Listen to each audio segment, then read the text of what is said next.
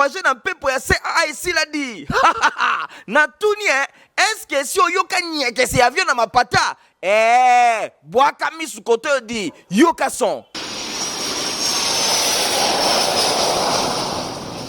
Bilengi ya kovoyager na CAA ezongi ba Congolais si bayeba ye mosepelisidi CAA abamboli lisusu mbodi Lubumbashi jombo yetu vol Kinshasa Lubumbashi ya ezongi na CAA 8 fréquences mokoka par semaine. Désormais, chaque mardi, Kinshasa Lubumbashi, 7h45, 11h15. Vendredi, Lubumbashi Kinshasa, 12h40, 14h10. Dimanche, des vols la journée, Kinshasa Lubumbashi, 13h50, 17h10. Lubumbashi Kinshasa, 17h55, 19h15. Et bongo chaque samedi, et 4 vols mokoka la journée, Kinshasa Lubumbashi, 7h45, 11h15. Lubumbashi Kinshasa, 12h40, 14h10. Kinshasa Lubumbashi, 15h30, 19h juste.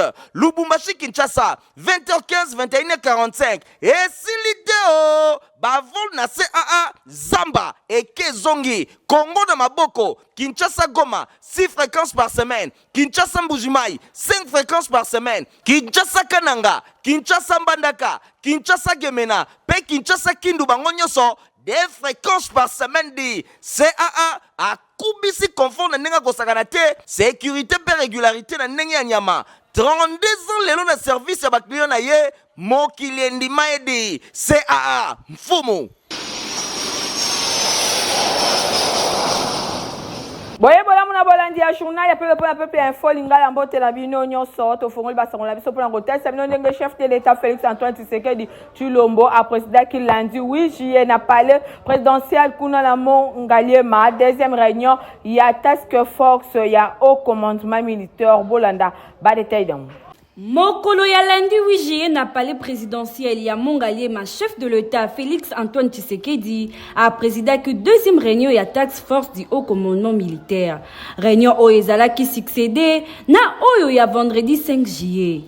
Outre au commandement militaire, rencontre Oesangisaki, vice-premier ministre chargé de la défense, ministre de finances, directeur de cabinet à président, responsable de service de sécurité, n'a conseiller à chef de l'État pour évaluer situation militaire et sécuritaire na Est de la République démocratique du Congo. Na sima ya réunion, commandant suprême ya forces armées ya RDC et FARDC na Mokuse, na police nationale, défini orientation ya Kolanda, pe ya kopesa mitindo na haut commandement militaire, ya ko exécuter mesures décidées pour na persévérer intégrité territoriale ya RDC. Bon, tu connais les qui vont ya midjo mabasi to poursuivre ba sangona biso pona hotel sabino ndengo plus de 300 parlementaires ya mokil mobimba bazo participer na 49e session plénière ya assemblée parlementaire francophone weba ke RDC et zabon représenté et pas ya président ya assemblée nationale honorable Vital Kamerhe oyo azo kokamba délégation ya ba députés nationaux héritiers mapindemi. Pour préciser une chose, je regrette que la délégation de la RDC soit parmi les plus faibles, vous avez dit la plus forte. Nous sommes au total 8 députés et 2 sénateurs. Au moment où les pays hôtes frôlent la quarantaine, la France au moins 40. Ce qui fait que des commissions ont connu l'absence des délégués de la République démocratique du Congo, puisqu'ils ne peuvent prendre part aux travaux que des députés ou des sénateurs. Ceci dit, nous n'avons pas encore donné notre message au niveau de la tribune, mais nous avons commencé la diplomatie parlementaire. Quand nous allons finir cet échange avec la presse, nous allons rencontrer les présidents des assemblées nationales et des sénats de l'Afrique pour avoir une stratégie commune en ce qui concerne la diplomatie parlementaire. Parce que pour nous, l'Afrique doit aimer l'Afrique. Nous devons éviter l'hypocrisie au moment où nous savons que des pays africains, voisins de la République démocratique du Congo, sont sur le territoire congolais avec leurs troupes et des lances missiles, comme on l'a dit ce matin, sur RFI, avec des armes sophistiquées, rien que les dernières interventions de ces armées qui soutiennent le mouvement terroristes de M23 ont fait des dégâts évalué par les experts des Nations Unies de plus de 500 000 personnes. Un drame humanitaire. Mais le même rapport des Nations Unies parle de plus de 10 millions de morts dans la République démocratique du Congo. C'est un génocide oublié. Et nous, en tant qu'élus du peuple, dans le cadre de la diplomatie parlementaire, nous avons l'obligation de dire haut et fort notre désapprobation face à ce silence assourdissant de la communauté internationale. Et nous engageons l'OIF à travers l'Assemblée parlementaire de la francophonie, hausser le ton et de pousser les pays qui ont une certaine influence sur les agressions de la République démocratique du Congo à prendre non seulement des mesures coercitives contre ces deux pays, mais des sanctions, et de vraies sanctions. Et nous, nous sommes dans la République démocratique du Congo, nous n'avons jamais traversé la frontière ou les frontières communes avec l'Ouganda et le Rwanda, parce que le président de la République, dès son avènement au pouvoir, a prôné la paix et il voit l'Afrique qui est en train de s'élever et marcher et avec comme épicentre la République démocratique du Congo. J'avais dit la locomotive. C'est cela le message de la République démocratique du Congo. Il n'est jamais trop tard pour bien faire. Aujourd'hui, nous protestons de la manière la plus énergique, de voir que Madame la secrétaire générale de l'Organisation internationale de la francophonie a parlé des conflits dans le monde en énumérant les pays. Je préfère croire que c'est un oubli plutôt qu'une façon subtile de ne pas citer la présence de troupes rwandaises sur le territoire congolais ou les troupes ougandaises. Mais nous allons, croyez-nous, donner un message très fort demain. Ce message est entendu par plus de 390 participants à cette salle.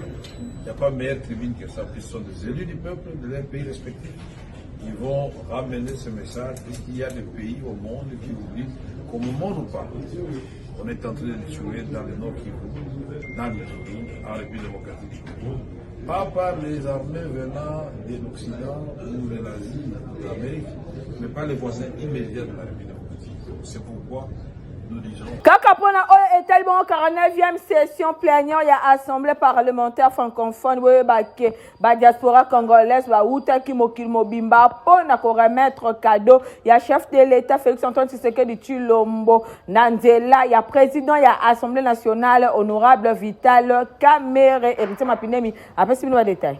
Kaka na makambo etali 49e session plénière ya assemblée parlementaire francophone ba diaspora ya République démocratique du Congo ba utaki bisika na bisika, c'est-à-dire na mokili mobimba ba yaki pe ko présenter cadeau na bango oyo babongisaki po na chef de l'état Félix Antoine Tshisekedi Tshilombo na nzela ya président ya assemblée nationale professeur Vital Kamerhe pour na mérite na ye na démarche ya unité pe ya Afrique moko paisible et puis prospère. Président ya Assemblée nationale honorable professeur Vital Kamerhe a promettre bango à co-transmettre et pas ya chef de l'état Félix Antoine Tshisekedi Tshilombo cadeau ya malonga oyo bango babongisi to bapesi po na tina na ye. Premier ministre Judith Suminwa Tuluka a fongola kibongo lundi 8 juillet misala ya 25e session ordinaire ya conseil d'administration ya Union africaine de télécommunications boba kenyonso eleka kikuna na Pullman Hotel na hospice ya ministère ya Petentik Nathalie Kaila kapenda zaki simasima na compte ya Info Lingala. République démocratique du Congo, du 8 au 10 juillet 2024, Nisala et Salemaki pour notre compte, il y a 25e session, il y a Union africaine de télécommunications. Et Zalaki Bongo, Premier ministre Judith Suminwa Tuluka, ye a fungola ki milulu oyo. Et Salemaki na Pullman Hotel ya Kinshasa. Na ba hospice ya ministère ya poste télécommunication pe numérique. Boyebo Simbake 53 États mobimba membres ya UAT. Bango ba participa ki na ba assise oyo ya importance makasi pour na Afrique. Pe pour na République démocratique du Congo. Pour na ko discuter pe ko délibérer. Mais lisusu ba créer ki ba pensée innovatrice essentielle pour na avenir ya secteur ya télécommunication télécommunication ya continent. Natina wana gouvernement ya RDC na programme na ye a commissi na 5e pilier ya intitulé renforcement ya capacité ya service entre autres accélération ya dématérialisation ya simplification pe ya démarche administrative pe renforcement ya infrastructure ya communication pe connectivité ya administration. UAT avec offrir forum ya acteurs impliqués dans la technologie information pe ya communication. L'objectif ya formuler ba politique pe ba stratégie efficace pour na ko viser ndengeni ni ko améliorer accès à l'infrastructure pe na service d'information. Premier ministre a sengi na participants bâtir point d'honneur na coopération entre les pays membres pe excellence na kombo na ye Félix Antoine Tshisekedi Tshilombo président de la République démocratique du Congo a tenu pour rehausser événement oyo pour na ndenge ba invité ye pe kotalisa ndenge nini makambo esengeli eye bana kotambola. Natina wana République démocratique du Congo alingi a même siège organisation na Kinshasa et Paiwapi ezali créé depuis 1977 à cause ya ba pillage oyo et bebisaki mboka na 1990 pe ya non respect ya ba engagement financier. RDC na tango wana Zaïre a perdu siège ya UAT boy a régulariser situation mboka ya Félix Tshisekedi yango esengeli et répondre siège na yango pour na exprimer leadership na matière ya télécommunication na Afrique. Natina wana ni bandeli premier ministre Judith Suminwa Tuluka et longo na ministre ya PTNTIC bango batelisaki progrès oyo ezali accompli et pays ya République démocratique du Congo na secteur ya télécommunication depuis libéralisation officielle ya secteur oyo na 2002. RDC azali ko compter actuellement plus de 56 millions ya ba abonnés na téléphonie mobile, plus de 29 millions ya ba utilisateurs ya internet, plus de 22 millions ya ba utilisateurs ya mobile banking.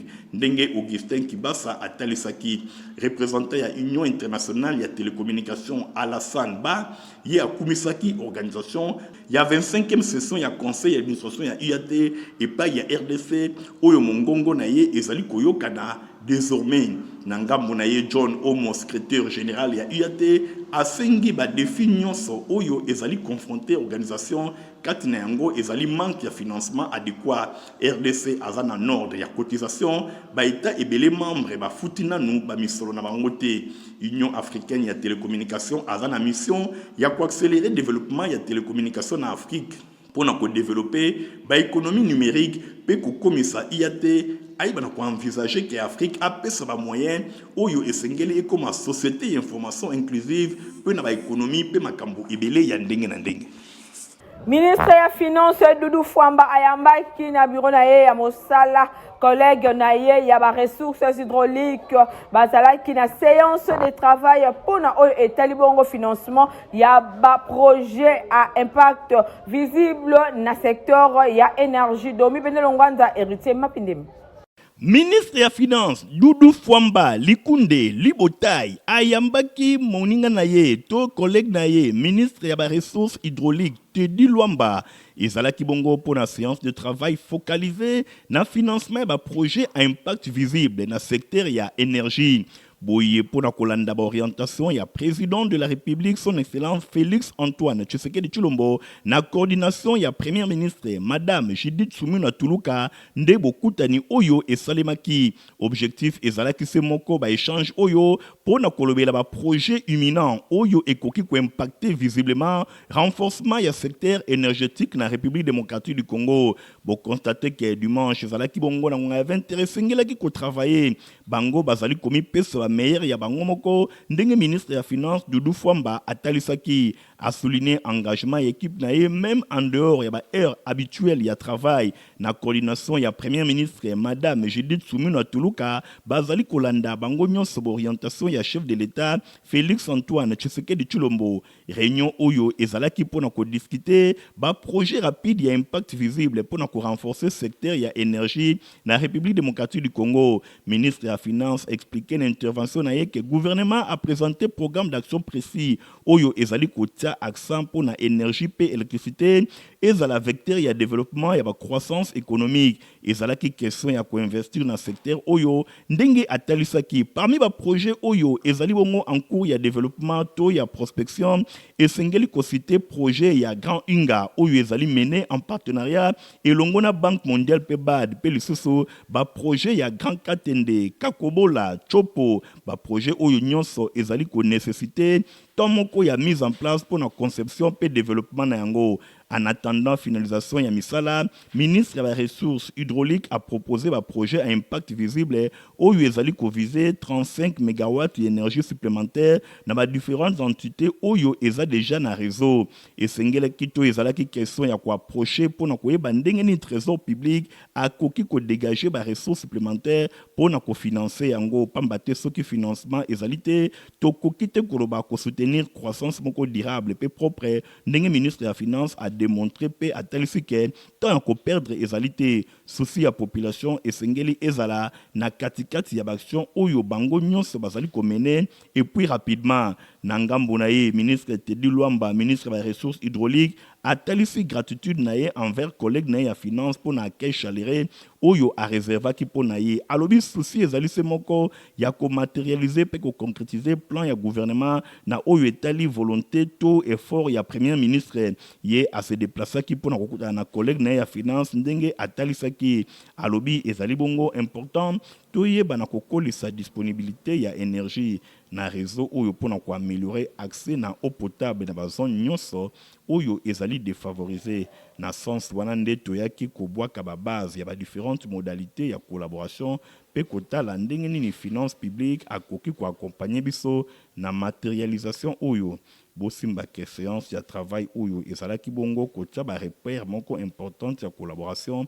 entre ministère ya finance pe ya ressources hydrauliques oyo ezali ko viser ko améliorer ba service de base ya population congolaise pe ko soutenir croissance économique durable et puis propre.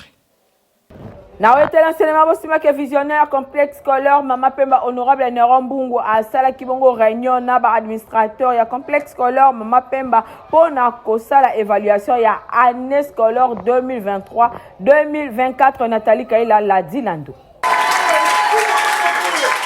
Samedi 6 juillet 2024, honorable Néron Mbungu, fondateur ya complexe scolaire Maman Pemba, azalaki na réunion na personnel ya complexe scolaire Maman Pemba. Occasion pona kopesa autorité ya complexe scolaire oyo rapport ya fin de l'année.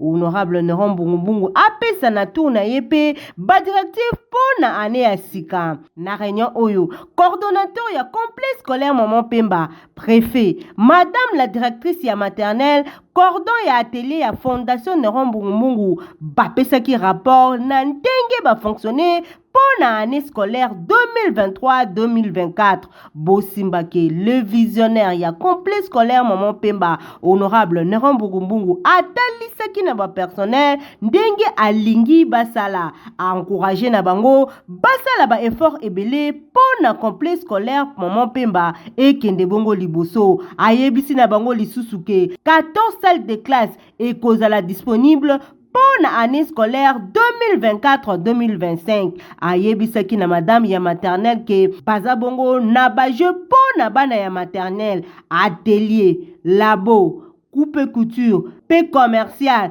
et longo la gestion bango bakozala bongo na bauti po bana batanga bongo malamu. Bosimbake complexe scolaire Maman Pemba ezwami bongo na commune ya Kisenso. Bosimbake honorable Néron Mbungu visionnaire ya complexe scolaire Maman Pemba atie bus en jeu pour na ba élève bakendaka bongo visite guidée na ndenge moko ya malamu. Na micro ya Info Lingala, coordonnateur Timba a précisé. Le 2 juillet, tosilisaki na bana nyonso ya classe, banda maternelle, primaire na ba humanité. Lelo, mukonzi a invité biso poto solo la makambo etali ndenge nini tosilisili mbula. Tobandi na direction maternelle balobi makambo nyonso na ebandeli tina suka. Tokoti na primaire ti na ba humanité. Constat tosali mbula esili malamu. Mais eloko tosepeli ni aye ko bakisa biso makambo comme si yepe aza pédagogue. Yepe aza psychologue. En tout cas tosepeli ndenge mokonzi asaleli mayele oyo tata nzambe apesi. Tobondeli apesi biso makambo tosengeli kosala mpona 2024 2025 avant mbula ye banda puis esila apesi biso makambo mosusu ndenge nini tosengeli kosalela mpona inscription eleka kitoko. Maman papa moto nyonso avandi nzinga ya commune ya Kisenso complexe scolaire Maman Pemba école kitoko pona mwana na yo azwa formation ya qualité awa atelier nyonso eza kitoko. Proclamation pe collation ya ba élève ya maternelle et salemaki kitoko na complexe scolaire Maman Pemba. Héritier Mapine Miladiland. Très cher Isapi, très cher Bara, distingué d'invité, à vos différents respectifs. Collation ya ba élève ya cycle maternel na complexe scolaire Maman Pemba école ya fondation Nerombungu et salemaki kitoko na présence ya ba konzi ya complexe scolaire Maman Pemba ba parents pe bato ya ndenge na ndenge bazalaki wana bosimba ke ba démonstration ya ndenge na ndenge et salemaki ba recitaki ba salaki ba poème pe ba démonstration ya makasi oyo ezali kotalisa niveau ya formation ya complexe scolaire Maman Pemba bino moko botala bongo tango proclamation et salemaki ba cote ya ba élève ezalaki vraiment likolo nyonso wana esengeli koloba merci na fondation Nerombungu musala kitoko zali kosala complexe scolaire Maman Pemba ezali kopesa formation moko ya qualité esukaki wana te proclamation ya ba classe mosusu pe esalemaki toujours na complexe scolaire Maman Pemba epai wapi ba parents pe ba invité ya ndenge na ndenge bayaki ebele nyonso elekaki na cours ya école complexe scolaire Maman Pemba epai wapi ba fenêtre pe ba recital esalemaki ba démonstration kitoko nyonso kaka pona kotalisa formation à qualité oyo ezali kopesa makuna ba mot de circonstance epesamaki pe na mbala moko proclamation elekaki kitoko ba cote ezalaki vraiment élevé ndenge moko ya ba parents bazali kotalisa pona formation na mapema na sepeli makasi bana bazolo ba poème kitoko vraiment formation o ne razo pesa même ba sele ba pesa na bana o ezaki kitoko makasi na sepeli bana ba ya ebele lisusu mwana nga atangaki maternelle mais azalaki mayele donc babandaki kolandela ye mpenza bien te akoti première primaire na ye na Maman Pemba madebie azalaki na difficulté mais lelo nde naoloba boye mwana na koma osatisfait akoma obimaka mieux deuxième bosimbaki na complexe scolaire Maman Pemba école ya fondation Nerombungu formation ezali vraiment ya qualité pour na année scolaire 2024-2025 et sika ezali se moko ya kokomisa bana na yo ezwami na commune ya Kisenso mingi penza na quartier Bikanga et pai wapi enseignement ya qualité ezali kopesama boye numéro 1 ya fondation Yemoko Nerombungu azali kotia mayele pe ba moyen nyonso pour na formation ya élite moko ya malonga na République démocratique du Congo ba parents ezali esika ya kotinda bana po ba atelier ba formation ezali kopesama awa iloko ya koloba ezali te. Na couleur religion bosimba que évêque Joseph Chibuyi bazako organiser 3 journées de prière et de délivrance kuna na siège ya église na Bango Bolanda. Ya la mao, la rédemption face aux condamnations de Ezali Mobangé na thème. Il y a 3 journées de prière et de délivrance, prière individuelle et pour la nation. Oyo communauté Union pour Christ, Assemblée centrale. Babongi si bona bana nanzambe nyonso du 26 au 28 juillet 2024 de 14h à 19h. Kuna na siège ya église na bango oyo ezwami bongo na avenue Pasteur Gisèle na kati ya concession étrier référence arrêt Okapi na commune Yangaliema bana na nzambe bobengami na 3 journées ya mabondeli oyo epai wapi motei ekozala évêque Joseph Chibuyi l'homme du surnaturel akouta fraîchement na États-Unis. Bien-aimé dans le Seigneur, boya ebele tokosambela pona biso moko nzamba ozalo rendez-vous akobikisa ba kanyonso ya ba maladie toya ebele et tokosambela pona mboka na biso Congo nayebisi yo ke nzambe oyo ya Abraham, Isaac et Jacob akoyanola na moto bamwele ko utali kolo ekokitya mitu ya baroi mitano o balingi évolution ya Congo te. Botu na ngai Nini 3 journées ya mabondeli pe ya délivrance oyo bakosambela na ndenge ya kosakana te kasi louange pe adoration ekosimbama na bayembi ya nguya lokola frère Trésor Lufutu groupe ya IPC pe sœur Enis Manyanga. Mbote peuple congolais, que c'est votre sœur Enis Manyanga, que Dieu vous bénisse. Alors je vous invite, je confirme déjà ma présence, je serai là, que Dieu vous bénisse. Témoignage Bokanisu esili nono na bayembi tokozala pe lisusu na frère Paul Bakenda. Et pourtant nasina bungisaki elikia nanga wala mwazame bilisaka kaka wala mwazambo yo ebilisika yo bana na nzambe bobengami na 3 journées de prière et de délivrance oyo epai wa pikolo akomi monisama na ndenge ya kosakana te yo moto zala ba problème kilikili yaka kolela na présence nzambe akodécharger ba fardeau yoka du 26 au 28 juillet 2024 de 14h à 19h na avenue Pasteur Gisèle na concession étrier référence arrêt au capi na commune Yangalema oza mobimba boya kolo akosala na ndenge ya kosakana te. La rubrique na biso ya santé le rédaction ya info linga le meki mo moke kolobela bino ba bien fait ya tangawisi to pe gingembre.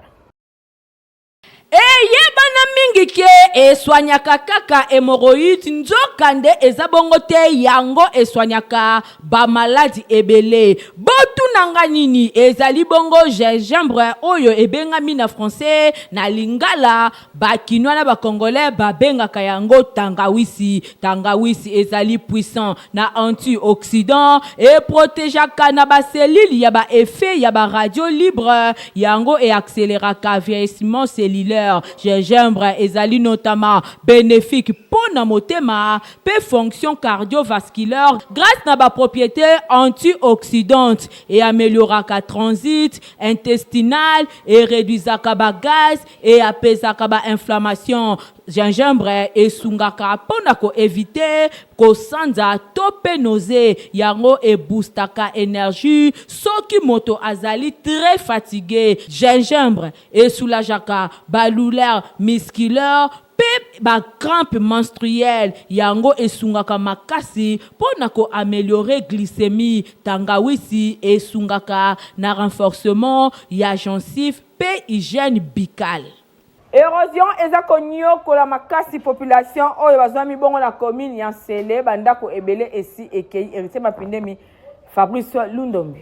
Érosion eza kokoba se kokoba population azali konyo kwa manandenge ya kosakana te bandako ezali kokoba kokende sans solution. Tozali awa na badara na commune ya Nsele epai wapi ba tête ya érosion esi enyokola bango bandaku esi ekenda kasi population azali kokoba kobelela esikani ni secours ekoki kouta secours na bango ekoki kouta kaka epai ya ba autorité oyo bakoki kosunga bango enfin que ba érosion oyo ezala combattu ndenge baleli. Grand problème ya érosion oyo to comprendre que ba bal visa ka bien plat mandali kotina se kaka mbula liboso kaka tomelaki yaki mbula te ezaki pe RT pendant 40 minutes atontola mokabo érosion salami tokaki ba 4 heures baleki bien avec ba 5 heures érosion salama le tisco tozo comprendre érosion te soki ndenge tokosalama biso moko population tozomeka ba renfort moko tozokongola mbongo na quartier tuka sosala libulu yango me tozoba tosala ndenge na tosengi ba aide na bino bakonza mboka botal kamanzila o badar eza commune moko munene. Tobanzi que phénomène érosion ezali vraiment fréquent dans la commune ebele ya ville ya Kinshasa capitale ya République démocratique du Congo et pa wapi bandeko batonga bandaku na bango na pasi soki bazali tango nyonso kolela boye ezali kaka l'état asunga bango po ba perdre bandaku na bango te oyo bazwa yango na pasi. Toza na page noire moko awa abola na lecture nango. Famille Lisanga, famille Mulomba, baza na makoyebisa na baninga pe bayebani na bango liwa ya papa koko mobali pe ndeko na bango na kombo ya Mulomba Kalenga Augustin ye akufaki depuis le 1er juillet 2024. Programme ya matanga ezabui vendredi 16 juillet 2024, veillée mortuaire ekosalema na église Saint-Augustin na Lemba, référence maison communale ya Lemba. Mokolo ya jeudi 17 juillet 2024, à partir ya 8h, nzoto ekobima bongo na morgue ya hôpital du cinquantenaire, pe bakukunda yango na cimetière ya nécropole. Boyebake après wana ben de consolation ekosalema kaka na église Saint-Augustin. En attendant, matanga eza kosalema na avenue Mongala numéro 28/86 na commune ya Lemba terminus. Tika ete sango oyo ekomela bato nyonso bayebi papa Augustin. Et on est ici la raté journal pour le peuple et en comme la souke papi na zaki na sero makasi ya représenter les bino en qui va apprécier on peut ça merci na mijo mabasi oya kumbela ke édition na sima caméra to zaki na Francis Kanza loko ka montage et sima makina Fabrice Lundo mi journal pour le peuple za superviser et pas hériter ma pini mbande ko botuka malam au revoir. Qui a dit que bilengi ya voyager na pepo ya CAA ici l'a dit. Na tuni est-ce que si oyoka nyeke se avion na mapata boaka misu kote di yoka son. Bilengi ya voyager na CAA ezongie ba Congolais baye mosepelisidi CAA abamboli lisusu mbodi Lubumbashi jombo yetu vol Kinshasa Lubumbashi ya ezongi na CAA 8 fréquences mokoka par semaine. Désormais, chaque mardi, Kinshasa Lubumbashi, 7h45, 11h15. Vendredi, Lubumbashi Kinshasa, 12h40, 14h10. Dimanche, des vols la journée, Kinshasa Lubumbashi, 13h50, 17h10. Lubumbashi Kinshasa, 17h55, 19h15. Et bongo chaque samedi, et ngaye, 4 vols mokoka la journée, Kinshasa Lubumbashi, 7h45, 11h15. Lubumbashi Kinshasa, 12h40, 14h10. Kinshasa Lubumbashi, 15h30, 19h juste. Lubumbashi Kinshasa, 20h15, 21h45. Et si l'idée, bavol na CAA, Zamba et Kezongi, Congo de Maboko, Kinshasa Goma, 6 fréquences par semaine. Kinshasa Mbujimai, 5 fréquences par semaine. Kinshasa Kananga, Kinshasa Mbandaka, Kinshasa Gemena, Pe Kinshasa Kindu Bangonyoso, des fréquences par semaine dit CAA a kubisi confort na nenga kosakanate sécurité pe régularité na nenga nyama 32 ans lelo na service ya bakliyo na ye mokili ndima edi CAA mfumu